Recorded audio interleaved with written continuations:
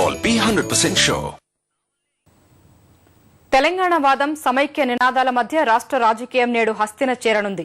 అధిష్టాన సూచనల మేరకు మార్గసూచీలను తయారు చేసిన ముఖ్యమంత్రి, ఉప ముఖ్యమంత్రి, పీసీసీ అధ్యక్షుడు ఇవాళ ఢిల్లీ వెళ్లనున్నారు.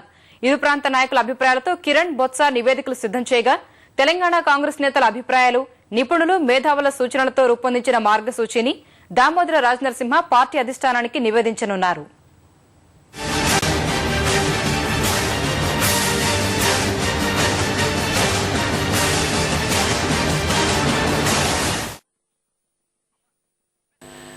తెలంగాణ అంశాన్ని తేల్చేందుకు కాంగ్రెస్ అధిష్టానం సిద్దమైన తరుణంలో రాష్ట్రంలోని ఆ పార్టీ ముఖ్య నేతలు హసీన్ బాట పట్టనున్నారు. కాంగ్రెస్ అధిష్టానం సూచన మేరకు మార్గసూచీలను తయారు చేసిన ముఖ్యమంత్రి కిరణ్ కుమార్ రెడ్డి, ఉప ముఖ్యమంత్రి దామోదర రాజనరసింహ, పీసీసీ అధ్యక్షుడు బొత్స సత్యనారాయణ ఢిల్లీ చేరుకోనున్నారు.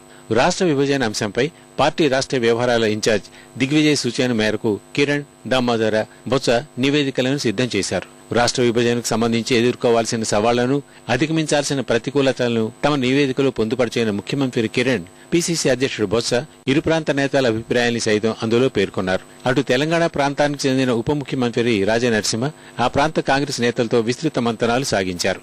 వీరితో పాటు మేధావులు, నిపుణులు, ప్రొఫెసర్ల అభిప్రాయాలను కూడా సేకరించి తన మార్గసూచీలో పొందుపరిచారు. హైదరాబాద్ విభజన జరిగాక ఇతర ప్రాంతాల వారి స్థితి, నీటి పంపకాలు, ఆదాయ వనరులు, విద్యుత్ పరిస్థితి తదితర అంశాలను ఉప ముఖ్యమంత్రి తన నివేదికలో పేర్కొన్నట్టు సమాచారం. తెలంగాణ రాష్ట్రం ఏర్పాటు చేస్తే పార్టీకి కలిగే లాభం, విభజించకపోతే జరగబోయే నష్టాన్ని తన నివేదికలో పొందుపరిచినట్టు తెలిసింది. ముఖ్యమంత్రి కిరణ్, ఉప ముఖ్యమంత్రి దామోదర, పీసీసీ అధ్యక్షుడు బొత్స తాము సిద్దం చేసిన మార్గసూచీలను హస్తినలో పార్టీ అధిష్టానానికి అందించనున్నారు.